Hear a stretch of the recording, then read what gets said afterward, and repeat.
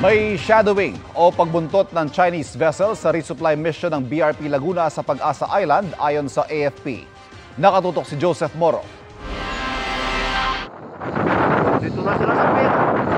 Hindi naging madali ang resupply mission ng BRP Laguna sa Pag-asa Island sa Kalayaan na tumulak noong Martes at kaninang umaga lamang nakadikit sa pier. Lulan din ito ang ilang residente ng Pag-asa. Bago makarating sa Pag-asa Island sa Kalayaan ang BRP Laguna na may resupply mission doon, nasiraan ito sa gitna ng laot at binuntutan pa ng mga barko ng China hanggang sa makarating sa isla.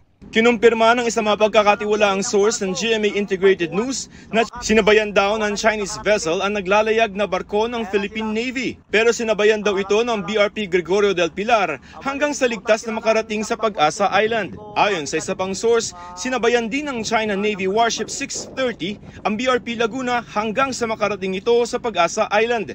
Lagi nila itong ginagawa ng China sa resupply missions sa Pag-asa Island. Kinumpirma ni AFP Chief of Staff General Romeo Browner Jr. ang shadowing o pagbuntot na ito ng China. Patuloy raw na kinokondena ng Pilipinas ang mapangahas at delikadong taktika ng China Coast Guard at Chinese Maritime Militia sa South China Sea. Magiging regular na raw ang mga resupply mission sa kabila ng banta ng China tulad ng pambobomba ng tubig at radio challenge.